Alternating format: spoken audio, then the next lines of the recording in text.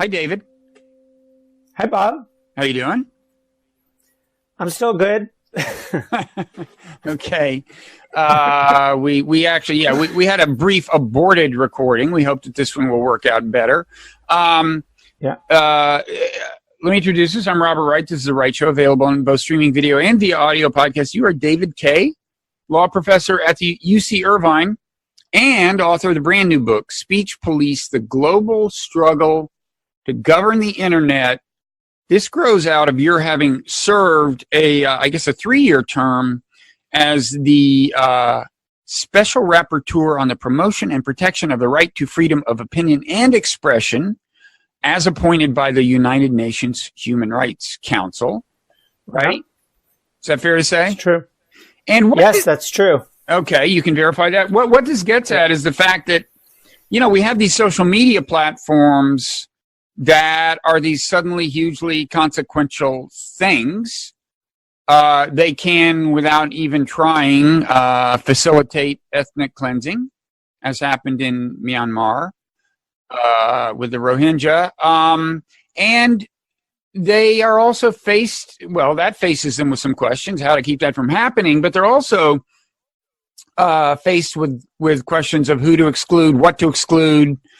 Everyone seems to agree that there's some stuff they should exclude, so they've been deplatforming some people like Alex Jones.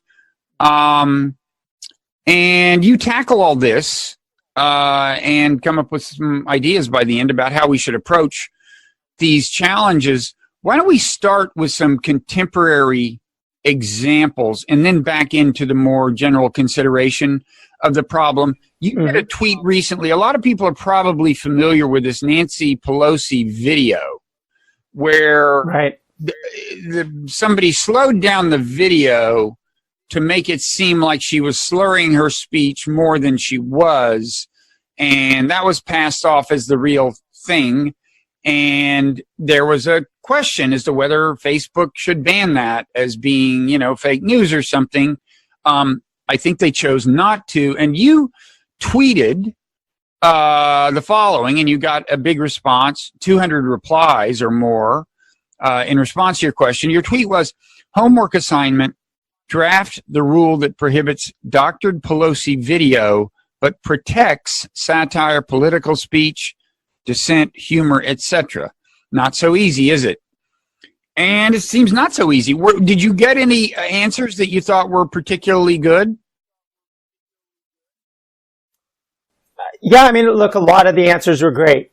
The thing is that a lot of really smart people focused on the technical side of it, right? So the response, which I think is completely warranted and makes a lot of sense, is, well, when you have a doctored video like that, when you have something that is patently false, then the company should have some mechanism to slow down its virality, to take it down, whatever it might be. There must be some mechanism for that. And you know what? I think those kinds of tools are not only available, but they should be used. My problem goes to a point before that, and that is, how does the platform identify what's false? And also not just what's false, but what's so false that it should take it down, as opposed to leaving it up for a variety of purposes. Maybe it's for purposes of education. Look at these bad people out there. We should keep it up for that, or because it's satirical, or maybe it's mocking political leaders, which, is kind of what we're about often. So for me, the question is less about the technical and more about that hard question at the beginning, which is, how do we know what should be taken down and who should be making that decision? Do you have a view on what Facebook should have done that would have been in keeping with the kind of counsel you give in the book? Yeah, I don't think that they needed to take it down. I also think taking it down would have been a losing proposition, because every time they try to take it down, somebody else is going to post it. They might have a mechanism to deal with that, but it's pretty difficult to do. I think what they should have done was first, one thing that they appear to have done, but have done kind of weakly, is to label it as false. And then secondly, to play with it so that it's not shareable. I mean, I think there can be a mechanism to make it not shareable. But that's, when we're talking about one particular video, and this is, for a lot of people complaining, this is about somebody who they like or think is on the hero side rather than the villain side. Right. It's pretty easy to say that, but, we're talking about a platform where, 85% of its well over 2 billion users are outside the United States. So how can this platform even deal with that extent of content? It's just a much bigger problem than this one particular video. Yeah. And I mean, if you did try a rule like, well, if somebody conveys this video and says, look how funny it is when she's slowed down by 25%, that's one thing. But if they say, hey, look how slow she's speaking, that's another, there you get into cultural problems because, sarcasm is a big problem here. Like if somebody says, wow, I had no idea that Nancy Pelosi was aging so fast, they may mean it as a joke, assuming that the thing is slowed down. The joke is not going to convey even to all Americans. So it is pretty complicated. Yeah. And I mean, those are really good examples where, those are examples where, it's very unlikely that an algorithm can capture that kind of context. So it's really not enough to simply say, well, we should have some mechanism for figuring out what's the good intent and what's the bad intent. I think that's very difficult. I mean, some of the responses that I got, there were quite a number of responses that basically said, like somebody said, Google defamation law, and like I get that impulse is totally understandable. Somebody sees this content and they say, well, it's defamatory to Nancy Pelosi, but what we just need to unpack what it means to say that Facebook should take down defamatory content. Like normally defamation is subject to litigation and it's not always clear what's defamatory and what's not. It's not clear what the context is for making those kinds of determinations. So that kind of argument or that kind of preference is in part about saying Facebook should have this role of adjudicating a legal question, which maybe that's fine, but at least if we understand that what we're asking Facebook to do, or YouTube or Twitter or any of the other platforms, we are asking them to essentially serve as adjudicators. If we're cool with that, fine, but we should do it like knowing that that's what we're asking them to do and being basically willing to accept when they get it wrong, which they will probably more than they would get it right. So one more contemporary example before we get more into the context of this. What about Alex Jones? Do you have a view on that? I guess he was banned from Twitter a while ago, and now more recently he was banned from Facebook. Is that it? And of course, if people don't know, he's a big-time conspiracy theorist. He maintains that the Sandy Hook shooting was faked or something. Well, let me ask you this. Do you have big complaints about the way he's been handled by those two platforms? Not really. I mean, look, so, Facebook has, and again, all the platforms have, and in the book, I'm focused on Facebook, YouTube, and Twitter, mainly because of their just huge impact on public life. But, these platforms and smaller ones too, all have rules about what's legitimate and what's not. And, when it comes down to Alex Jones, I think you can, pretty fairly say this isn't only about taking him down or deplatforming him because of the falseness of his posts and all that. He was actually helping to interfere with the privacy of individuals. He was directly harming individuals, for example, the parents of these poor kids who were killed at Sandy Hook. You mean because his listeners would harass them or what? Yeah, and he was basically encouraging that kind of behavior. And I think that for Facebook to look at the platform and say, look, you can't use this platform as a tool to dox people. You can't use it as a tool to interfere with others' rights. Or you could even, expand out the idea and say that, if you use it to amplify voices in such a way that makes it really difficult for people to even get truthful information. I mean, I think that kind of framework is perfectly fair for the companies to make a decision and take him down. I mean, from my perspective, it's not exactly like the core issue isn't always about the particular rule or the violation. It's really about the platform's opacity, right? Their ability and their willingness to share their rules, to share their rulemaking, and to do it in a consistent way. I mean, most of the debates, most of the criticisms of the companies have really focused on like, what are you doing here? And they're unable to show, oh, well, this is how we do things normally. Instead, it looks like they're subject to public pressure. And so, when somebody pressures hard enough, they're going to cave and they'll apply their rule in one way, but normally they're not going to apply the rule that way. That to me is a bigger problem than actually figuring out whether Alex Jones should be on the platform. Well, do they not, when they deplatform somebody like Alex Jones, do they not go through the motions of saying, here's the particular thing he violated? Yeah, they've done that. Okay. They did that for Alex Jones. They did that for Britain First in the UK, which is kind of a similar, although even more kind of white supremacist focused platform or group in the UK. They explained it after the fact, but that explanation on its own tends to happen only in these high profile cases, and these are in some respects this is just a slice of the global. The kind of the global approach to, to all this kind of content. Yeah. There is the complaint, well, from President Trump, at least, that there is that these people are disproportionately right wing, the people who get banned. And I guess the statistics would bear that out. I mean, it's easier for me to think of high profile people on the right who have been banned than high profile people on the left. Yeah.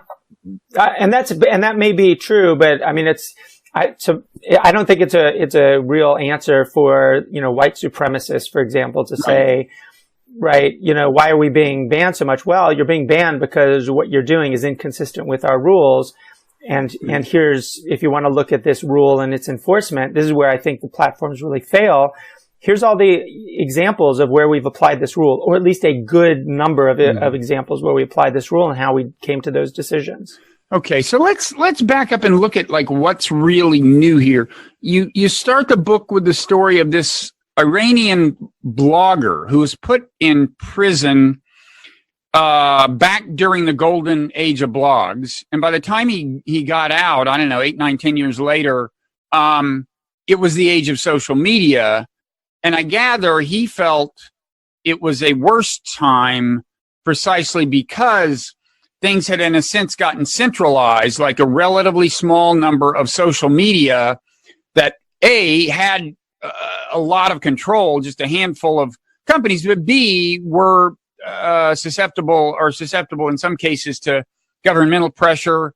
And one thing that occurred to me when I read that is like, okay, but how new is that in a sense? I mean, I am old enough to have been a journalist before anybody had heard of the internet, before the average American had heard of the internet.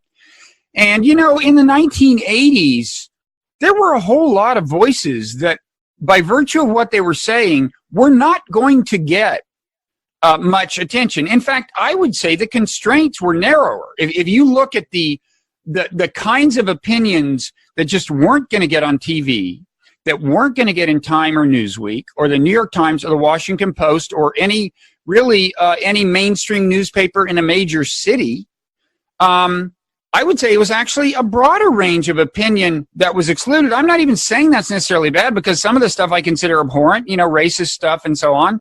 But I think, what's changed is now, I mean, the average person actually has the ability and principle to suddenly have an opinion that's widely known, right? I mean, any given person can, in principle, do something that could go viral.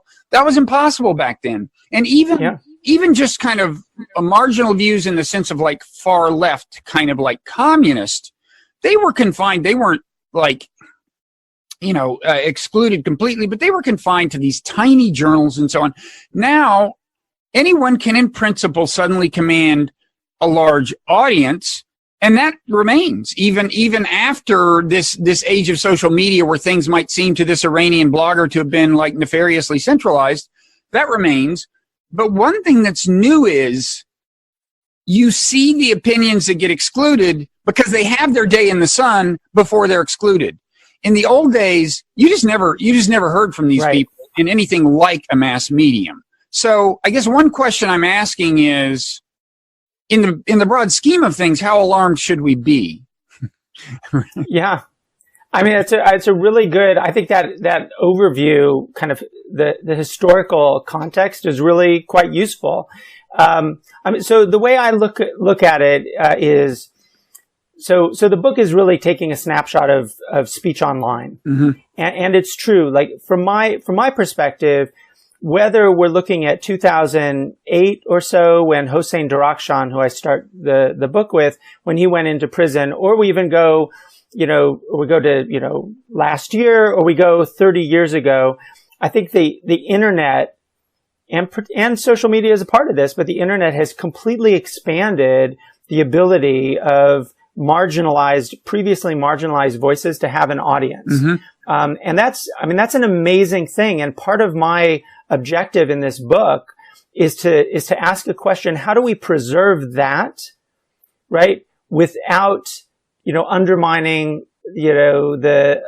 this space for some version of safety or something like that? Or, how do we actually, in this world where we see more incitement, more white supremacist kind of content and so forth, when we see all of that, or as you mentioned before, content that you saw in Myanmar, which is, really encouraging ethnic cleansing and having an effect like that, like in that world, how do we protect the former and also deal with the latter? And from my perspective, when you look at that moment, and I think that Hossein's story just captures it really well, at least when we're talking about online, there was this, the emergence of the blogosphere, which you were a part of, and, early magazines online and so forth.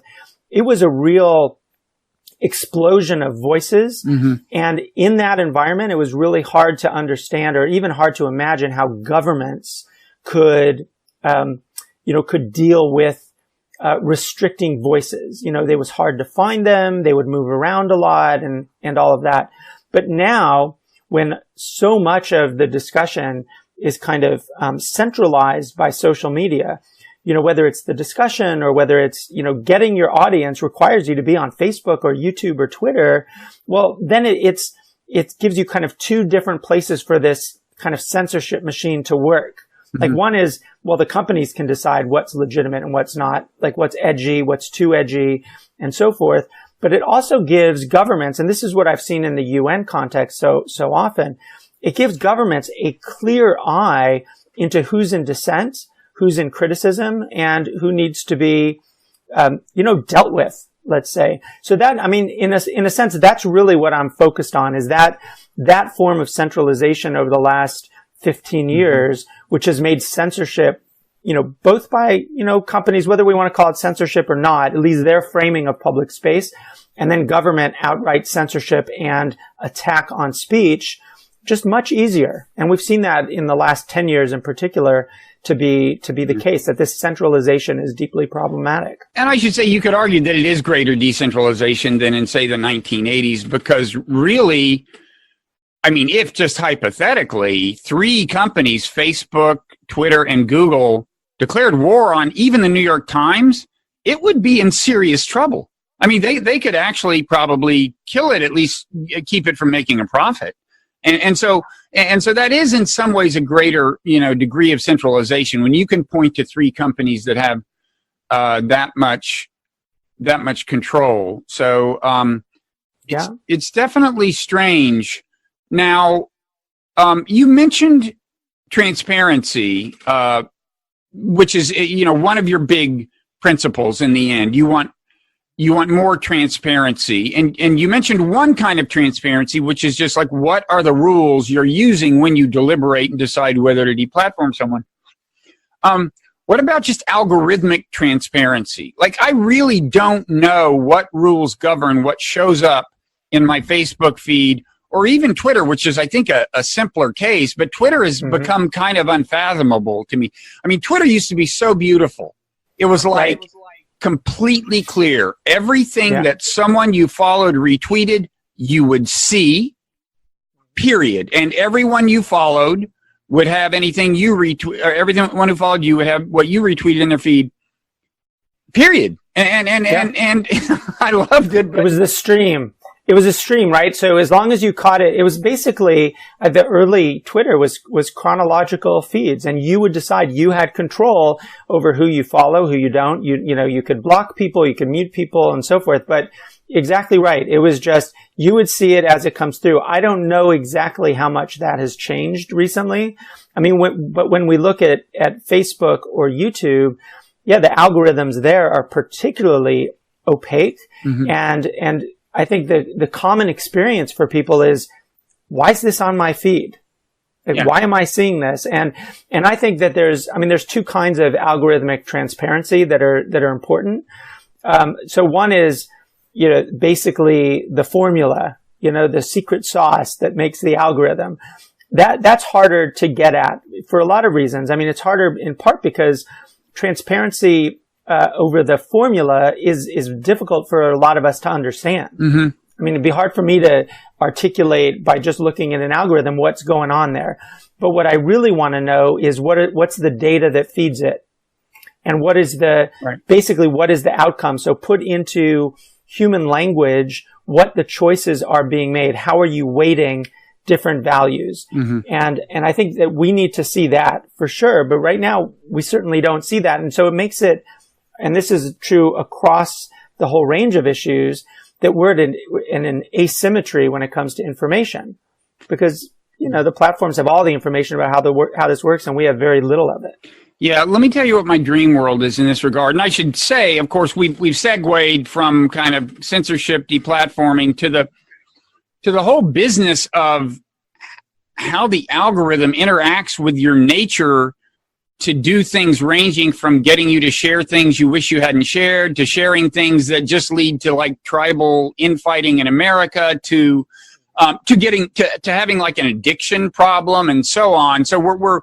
moving into this territory, and we'll get back to those other issues. But in my dream world, there would be a law that these companies all had to make their algorithm in all of its at highest resolution publicly available. I mean, I know that to most people it would just be like code that makes no sense. But what I'm imagining is, then you would get these third-party providers, and what they would do is they'd look at the code and they would say, hey, Bob, I'll sell you this dashboard where you can, like, you know, move this one knob to the right and you'll see less of this and more of that.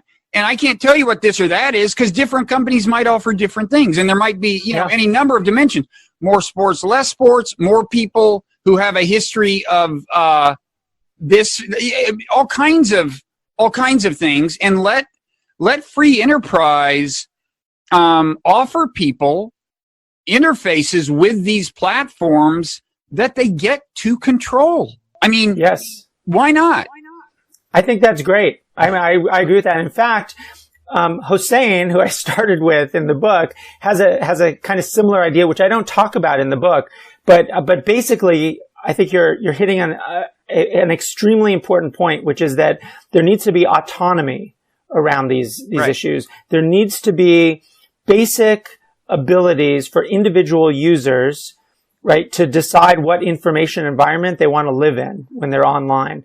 And I think this idea of basically having a free market of algorithms is a way to go. It's definitely a way to go. And the companies, I don't think we've even had much of a discussion around this, but, you know, the companies would almost certainly respond by saying, yeah, you know, this interferes with their business model and so forth. But who cares? You know, I don't think that's no longer an excuse. These are extremely profitable companies. And the idea of giving, because not everybody would do this, but giving people the opportunity to basically design their own algorithm by reference to the free market, it seems to me like that's a really strong approach. But I mean, I would footnote that by saying, I don't think that well, I don't know if that actually deals with some of the hardest problems that have come up, like the doctored Nancy Pelosi video, right? Because there will still be a market for sharing that kind of material. There will still be bad actors who want to share that material. So even with the algorithmic autonomy, I don't think we get away from the questions around, well, what content is at the end of the day still legitimate or illegitimate on the platforms. Yeah, no, I think it's a largely different problem that this form of transparency is addressing, but it's a significant problem. And some people would use that freedom to wisely, and some wouldn't. I mean, some people might become they might become more addicted. They might, but at least we'd have some control over the situation. And as for the fact that, of course, Facebook would protest that this is undue government intervention, first of all, it's not much in the way of intervention just to demand that somebody release some information that controls the fates of hundreds of millions of people. But I wish we would reckon with the fact that this is all just qualitatively new. The idea of looking at like the Sherman Antitrust Act as our guide, when that didn't even have anything to do with companies that control information, much less companies with this degree of control, and we're moving into a world where these companies are going to provide, AIs that slowly become a bigger and bigger part of our lives, Siri, Google Assistant, and so on. This is like qualitatively different. I'll stop my sermon now, but it just seems, I'm just disappointed by how few people in Congress are saying, this is a whole new world. No, I don't mean to cut you off, but you're mentioning Congress and your disappointment. This is also a kind of underlying theme in the book, and it's been something I've noticed for the last several years, which is, most of the interesting and even potentially game-changing discussion around these kinds of issues, it's not happening in Washington. The Congress has shown itself kind of time and again to be unserious about these issues. Everything is highly politicized. Whenever, you see any hearing, and I go through one of these hearings in the book, at these hearings, it's really just partisan swiping rather than, really coming to terms with this new thing that we've got here. The discussions in Europe, by contrast, oftentimes they can also have their own forms of being annoying. It's actually, I think you can see an attempt, particularly in Brussels and in a few capitals, to grapple with this thing. Part of it is because it's American companies who, according to politicians, kind of perceive, this takeover by Americans of their public space. But they're still having a robust conversation about all of these issues. And it's virtually unseen to Americans. And I'll stop here. What's really interesting is that because these are companies that operate at scale, whatever happens in Europe in terms of the regulatory environment is almost certainly going to be applied globally. And that means what's happening in Europe has a strong likelihood to frame the kind of social media that we have and the kind of internet that we have in the United States. That seems to me to be the future that we're hardly participating in. Yeah, I was going to ask you that question. I know that sometimes happens that Google or somebody will respond to a European regulation by just complying on a global level, right? That does happen sometimes, and yet it can't be the case that every country has that much power. So I assume that the deal is basically the bigger and more powerful the political entity, like the whole European Union commands a lot of people. That's a big part of the market to be able to command. Whereas, New Zealand or somebody, there, I assume, I don't know how Google would handle it, but they'd be much less likely to respond on a global level, right? So. Yeah, no, that's true. That's true. So I talk to a lot of people in, what we talk about is the global South, right? So in Europe, they're already, even at the highest levels, they're incredibly annoyed with, Menlo Park, San Bruno, which is where YouTube is, and San Francisco, which is where Twitter is. They're annoyed because they feel like they are so distant. Unlike American law enforcement, for example, they can't just pick up the phone and call somebody and have a conversation about some kind of problem. They just feel that nobody listens to them. That's even in Europe, where, where there's this massive market power. Now go to a place like Ghana or Ethiopia, or like you name the place where or Kenya is another really good example, where the use of these tools is incredible. I mean, it's extensive. They really have a huge impact on shaping public life. And nobody there, I mean, I shouldn't say nobody, but very few people there know how to reach out to the companies when there's a problem. So we've got Nancy Pelosi video all over the airwaves, in the United States over the last week, but they've had very similar problems in Africa and in Southeast Asia. And there's virtually no way to reach out to the company and make sense of it. I mean, it's a huge problem for the company. So like the tools or the rules that might be made in Europe, for example, might help people in, say, Ghana. But the people in Ghana have very little input into the shaping of these rules, which, they could legislate around it, but it's difficult for them to do it in the way that Europe can do it.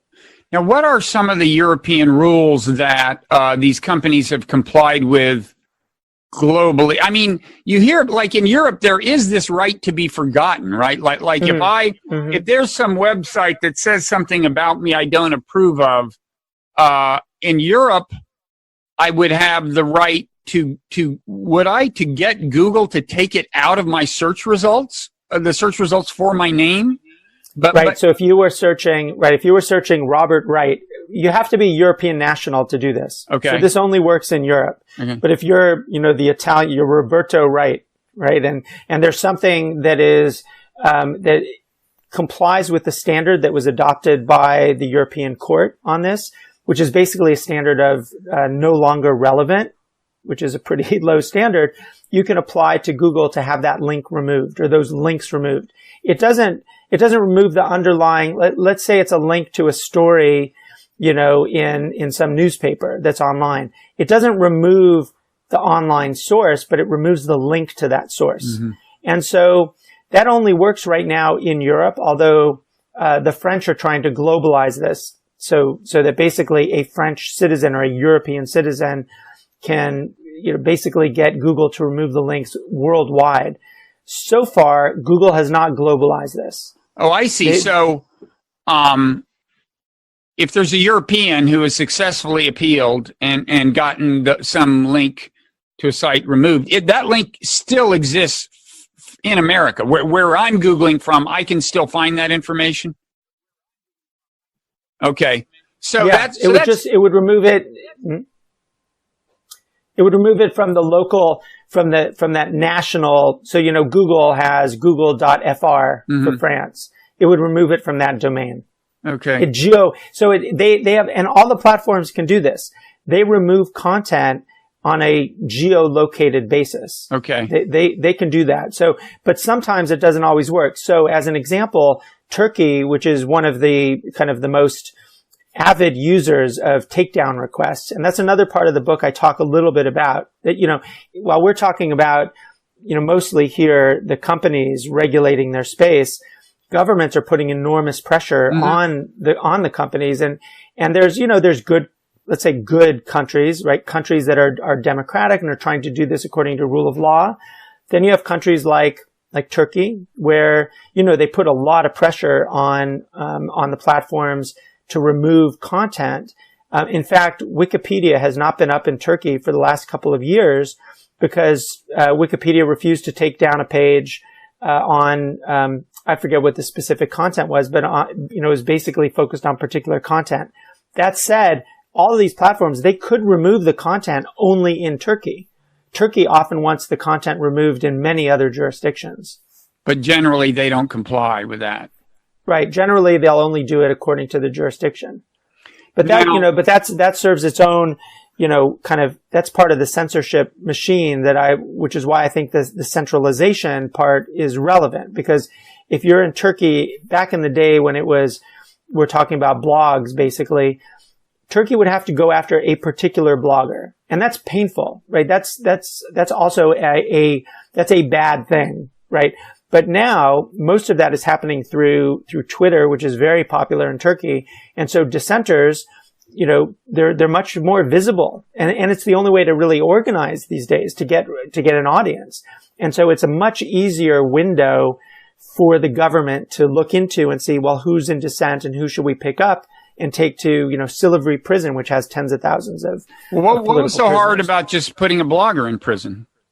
No, that wasn't hard. It was just harder to find them, right? So the problem back then might have been, think about anonymity, which is another issue that we could talk about too.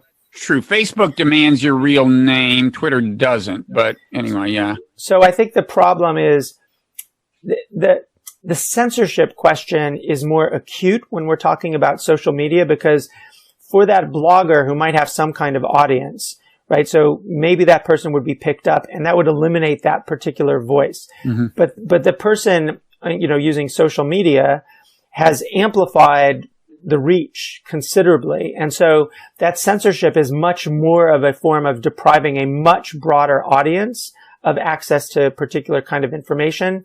And it also means that the broader tool, right, the tool of actually, bringing down Twitter, which Turkey has done in the past for one particular violation, means that censorship and that pressure has kind of amplified effect across all sources of information. Mm-hmm. And we see that pretty regularly.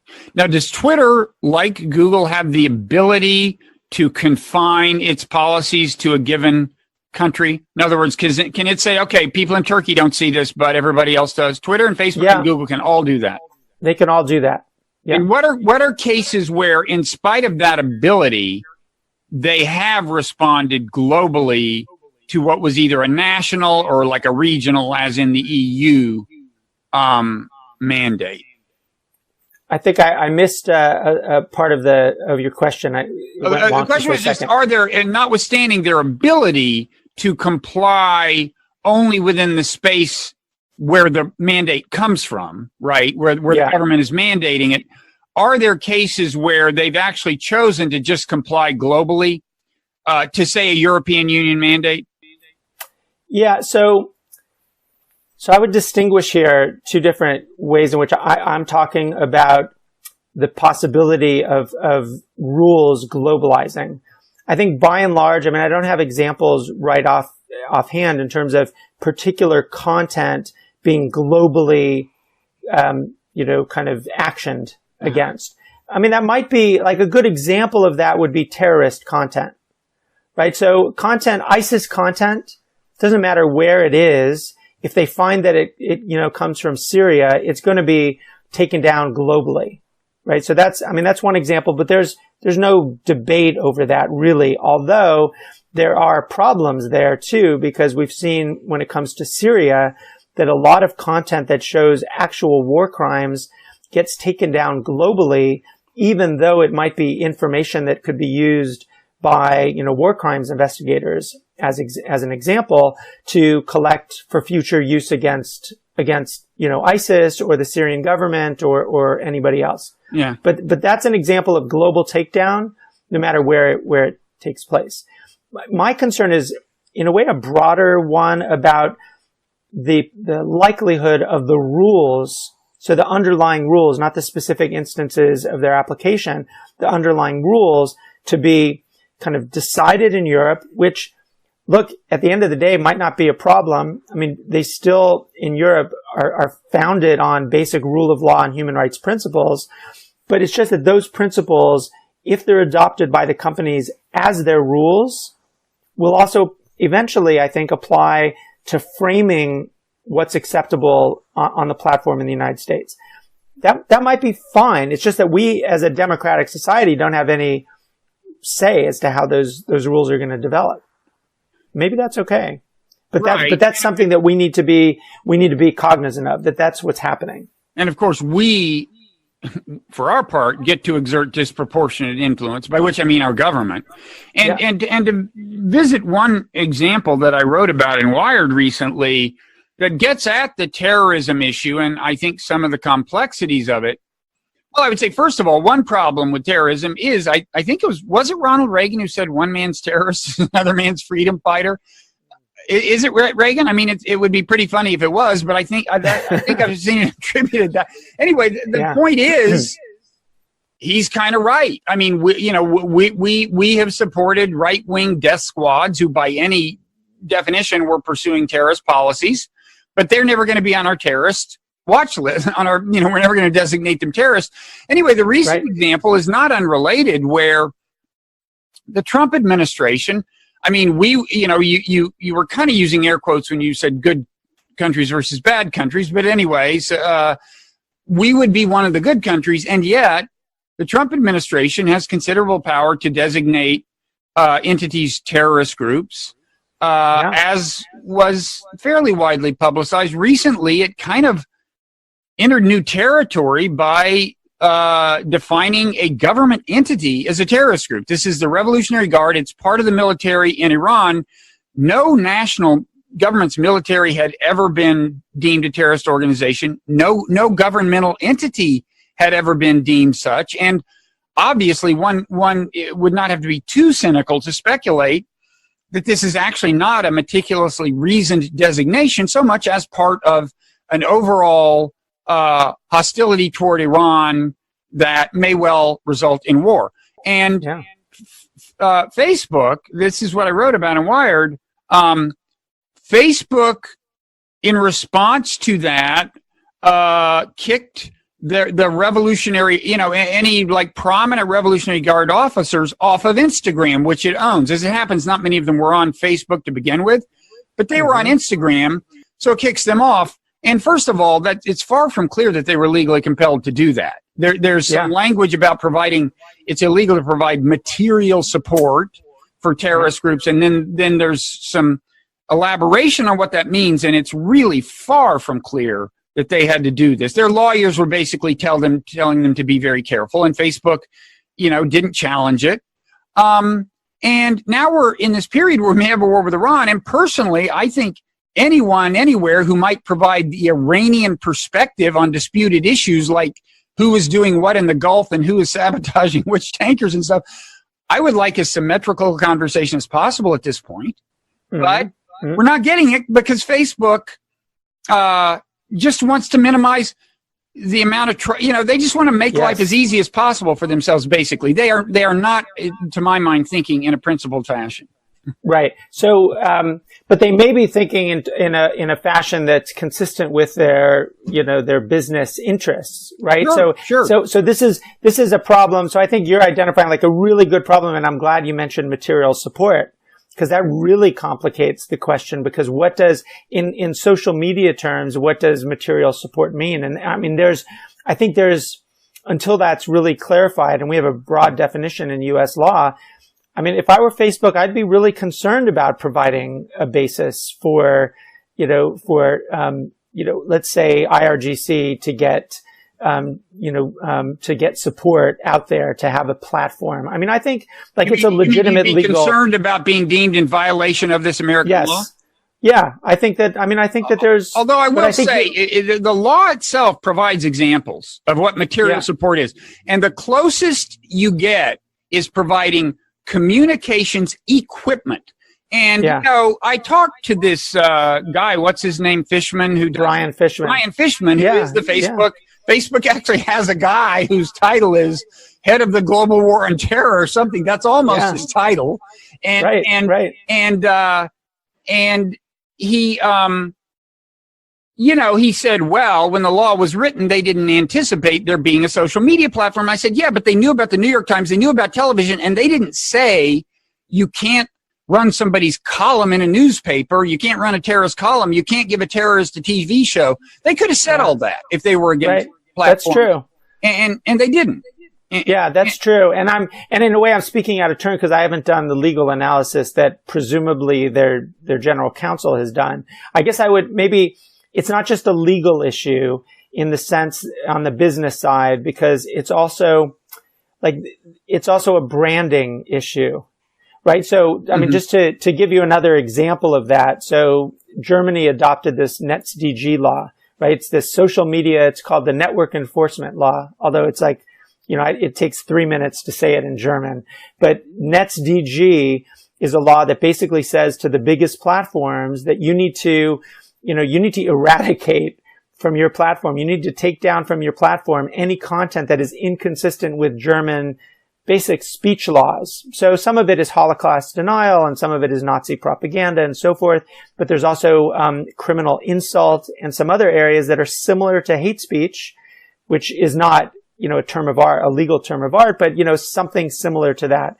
And so the risk is that the companies, when they see those kinds of rules, they're clearly going to over-regulate that space because they want to be, for two different reasons. One, they want to avoid these massive fines that are now possible under German law. So they'll make sure they're far from that line of interfering with German law.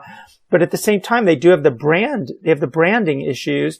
And so they don't want to be perceived as the platforms that do all this. So, to a certain extent, this is why I think that governments, when they're regulating in terms of content, they are certainly pushing the companies towards a kind of, I don't want to overstate this case, but a certain kind of anodyne space. So you mentioned, well, then you lack the ability to see, well, what are the Iranians, what is the government arguing about this particular issue? Well, you can get some of that when you think about the way NetzDG is working too. And that's a broader concern. And it's not a concern if you only perceive of the companies as just private companies who can do whatever they want. But it is a concern if you think about the companies as, major, almost monopolistic sources of information that are having massive influence on public debate. And if that's the case, then we should all be concerned about how these rules are being implemented and enforced and so forth. Yeah, because they're going to take the path of least resistance and just try to minimize the cases where anybody could accuse them of doing something horrible like supporting a terrorist. In fact, Facebook has a broader definition of terrorists than the government. I mean, they do respect the government's terrorism list, but then part of Brian Fishman's job is to go further and define a bunch of other groups as terrorists so that they can't, so nobody can ever say, you were responsible for this suicide bombing or whatever. Yeah. And the companies are making it, the governments are making it harder because, every time there's, some tragic incident, whether it's terrorist or something else, they do blame the companies. The companies, I think we could kind of start from sort of two principles. One is, the companies can never win and the companies nonetheless have responsibility. Yeah. Those two things are consistent with, in my view, but if the companies think they're ever going to get out of this cycle of, bad thing happens, they get the blame. I think that until they really fundamentally change their models, I think that's the future. I don't really see it as solvable for what they want. No, I'd hate to be in their shoes, I have to say. And I don't think when Mark Zuckerberg founded Facebook, he had this in mind. Yeah, but I think of it too, and I think that's true.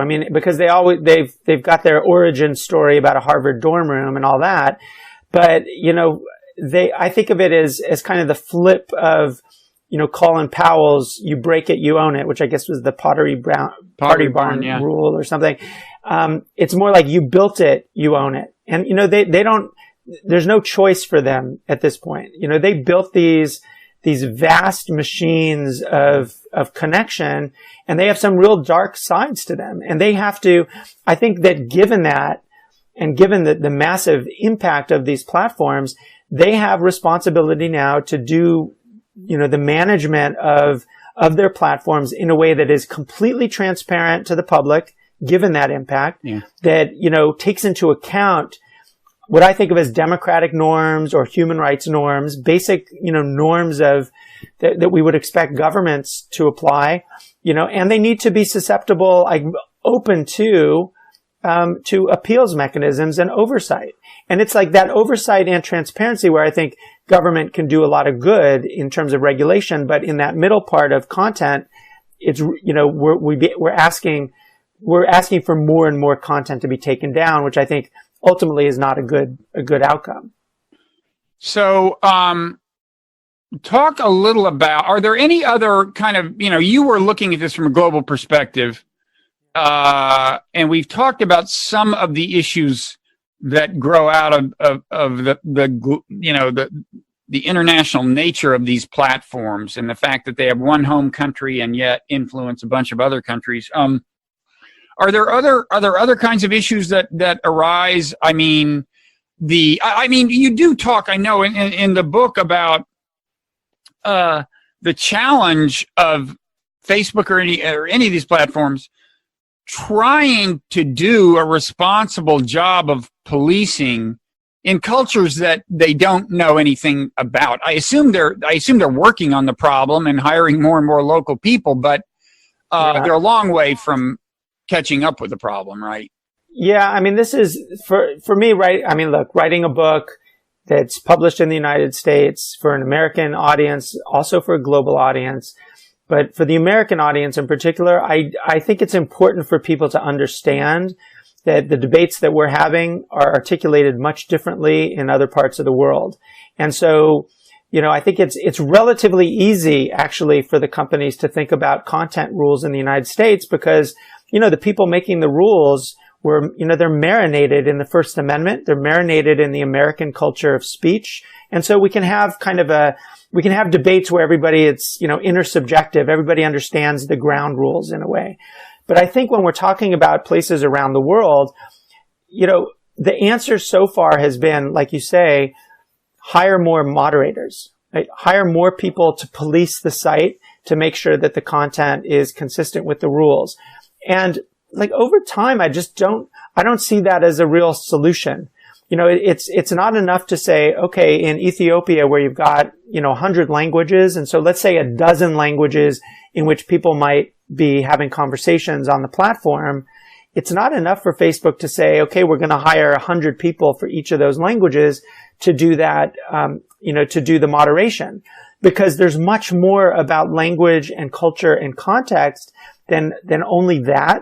And there's much more also in terms of what those communities might want in terms of how, let's say, global norms, let's say the norms are the same, the rules are the same across the platform anywhere in the world, but their implementation in any particular place may be different. So how do those people get a voice in how those rules are made? Mm-hmm. I mean, I think that's a real big part of the problem. And to some extent, the way the platforms have kind of, I mean, I'd say hijacked public space, but that's a little too much because they're very popular. I mean, they've been embraced by communities around the world. But, this kind of entering into these information markets, but not giving people an opportunity to say, well, you've got this rule, but here it has to be articulated differently. So nudity is an example. Like nudity can be a form of cultural expression and a form of protest. Whereas here, in prudish kind of Puritan America, it's like, oh, we need to clean the content. So, Facebook says the American sensitivities are going to globally dominate, but that doesn't make sense for people outside. They should have the ability to, at least as long as these platforms are going to have such control over public debate and public, conversation, they should have some ability to participate in that rulemaking. And it just doesn't exist right now. Yeah. And then, of course, there are countries even more prudish than we are, meanwhile. I mean, I remember when I was flying to Saudi Arabia some time ago, and they were showing a movie on the airplane, and there was a woman wearing a dress that went down below the knees, but her ankles were bare, and they were blurred out. So that you couldn't see the ankles. And also beer bottles were blurred out. Right. So there is that problem. And I mean, I wonder, and the more general thing that's part of is that inevitably these social platforms are going to, in some cases, not exert as much control as in one sense or another is wanted, whether it's wanted by a government that wants to repress speech or whatever. Are they in danger of just getting flat out kicked out of countries? I mean, I guess some of this has happened, right? I mean, Google is out of China, right? And Facebook has never gotten in. So I think that, that's definitely a part of the calculation for the platforms, right? So they're worried that if they don't comply, well, and to step back for a second, the way the platforms articulate their rules, they say they have platform rules, which are about their terms of service, right? So like community standards for Facebook or Twitter rules.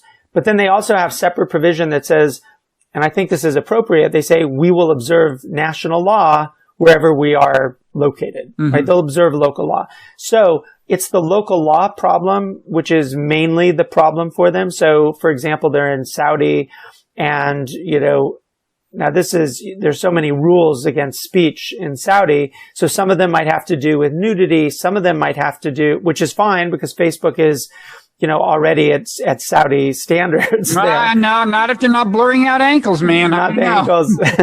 But at least they're heading in that direction. I mean, the platforms are super popular in Saudi, and that's where I'm heading, which is, the platforms also have some measure of leverage in these countries because the decision to take down a platform, we saw this with YouTube in Pakistan, is extremely unpopular.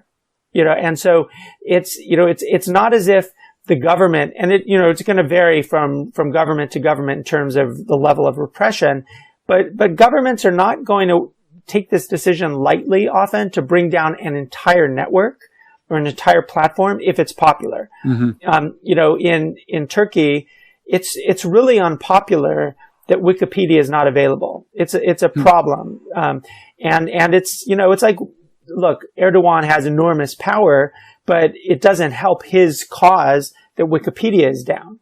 It highlights the repression of the regime.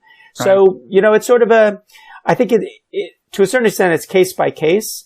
But I think you can overstate the possibility that you make one wrong move or you don't comply with local law and, suddenly you're going to be down. I mean, there are other things that companies can do. They can mitigate. They can ask the companies, the countries for, what's your legal analysis? Why should we take this down? What rule?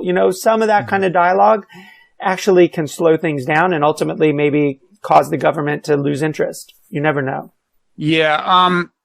You mentioned China, or we mentioned China. I guess it's a good example of how some of the early euphoria about the intrinsically decentralized nature of the internet was perhaps overdone. I mean, on the one hand, they do have their social media platforms, and relative to, and I will say, before I say anything else, people old enough to remember the actual Cold War remember a time when you had no idea what was going on in China, and the average person in China had no idea what was going on in the world.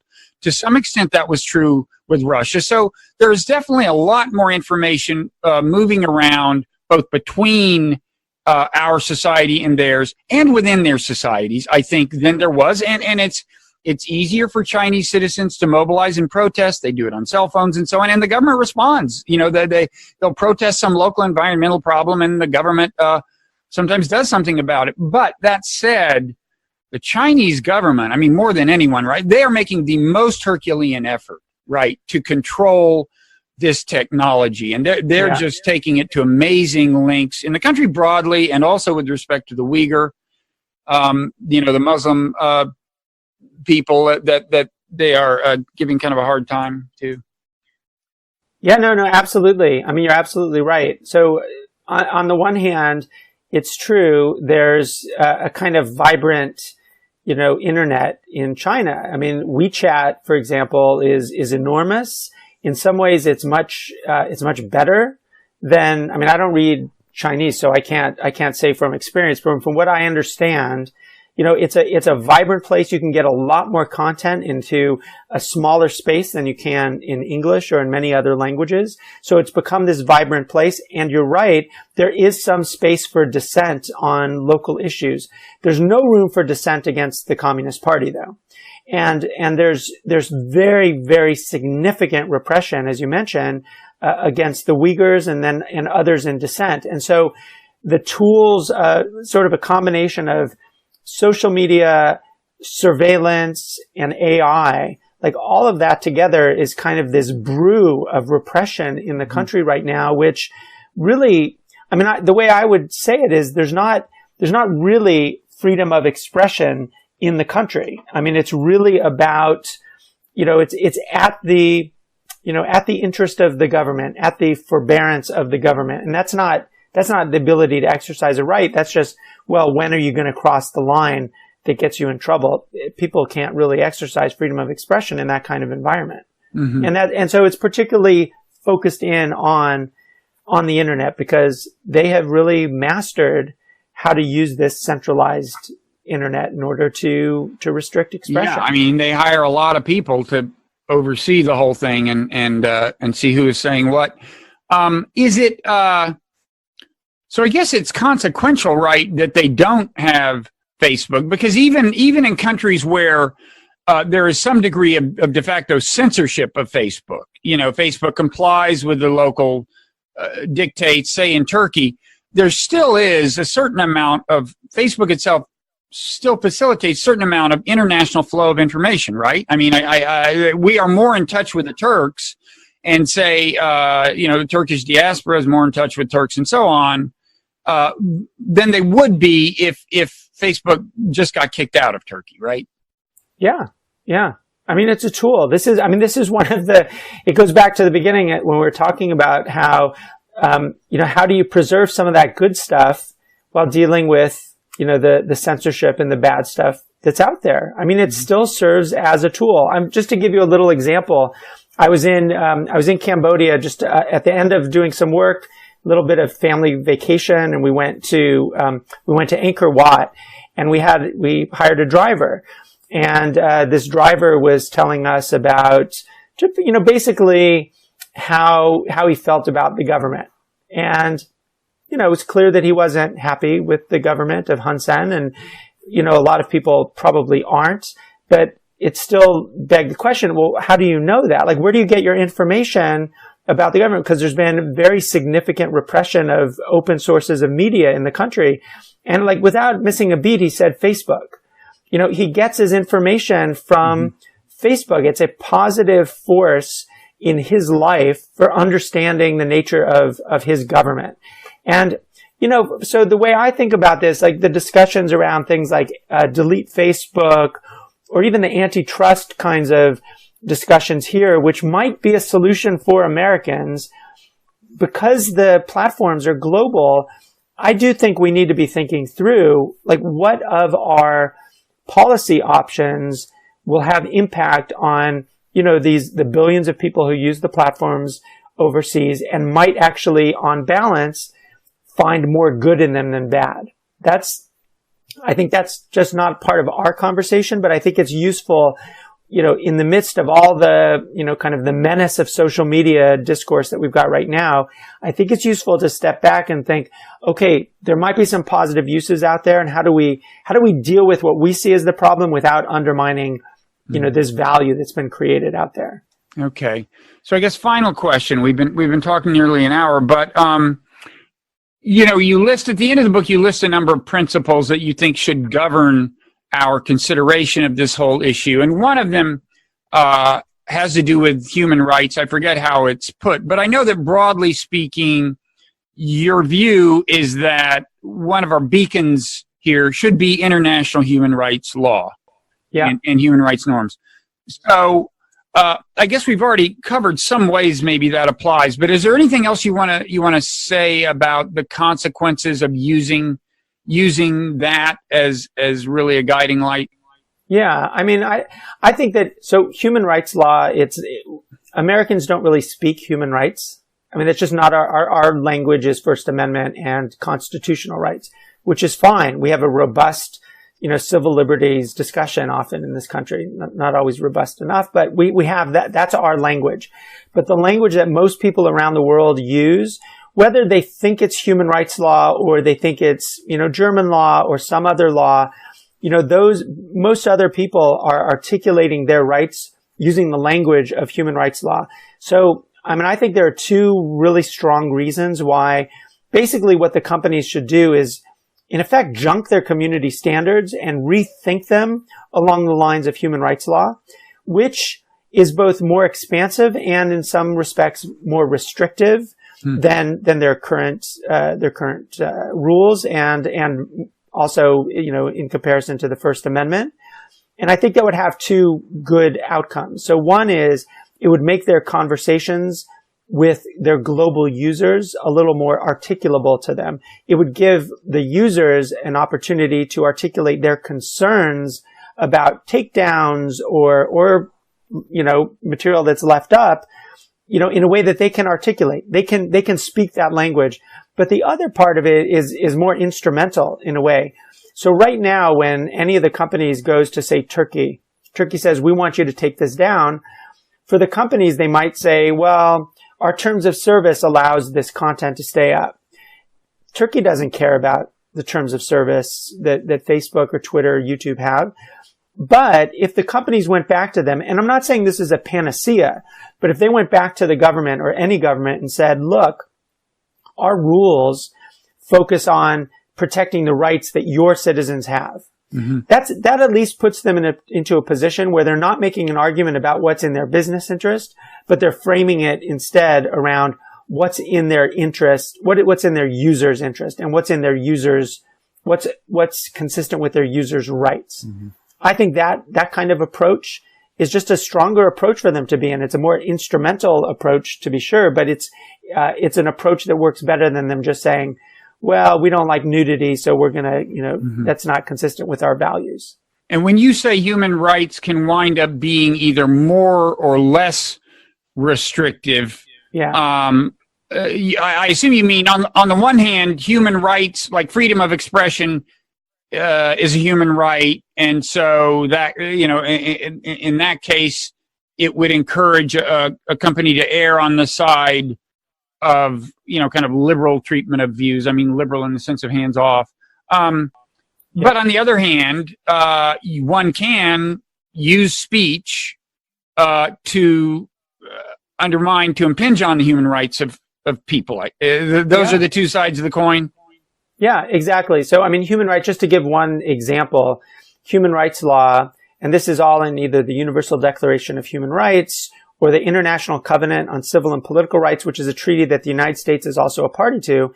It allows for restrictions on expression where it's necessary and proportionate to protect the rights of others. So that framing on its own, that's not enough to tell the platform what a rule should be, but there's a lot of jurisprudence around what it means to protect the rights of others in a way that might be perceived in the U.S. context as overly restrictive, but around most places around the world, they see that as natural, that mm-hmm. you can't use speech in order to interfere with the rights of others. That might be privacy related, might also be related to issues like public health. If you want to think about anti-vax videos and things like that, there's just a whole set of categories that allow for restriction. It still requires, a showing of necessity, but at least it puts you into categories that are articulable to a global audience. Whereas right now, they just don't have that. It's just based on their own particular discretion. Okay. All right. Well, thank you, David. And thanks for writing the book. It is Speech Police, the Global Struggle to Govern the Internet. Nice, compact, tidy read. And I encourage everybody to read it. It's a critical issue. Now, we mentioned your tweet at the outset, so you might as well give people your Twitter handle. Where can they? Yeah, for sure. It's David A. Kaye. Okay, and I am at Robert Writer, WRIGHTER on Twitter. Is there anywhere else people can go to find your stuff? Yeah, so there's actually a website that we have that collects all of the UN work. It's freedex.org, so it's freedex.org. I have a report coming out soon on the private surveillance industry. There's always stuff going on there. So, yeah, check it out. Okay. All right. Thanks a lot, David. Thanks, Bob. This was a lot of fun.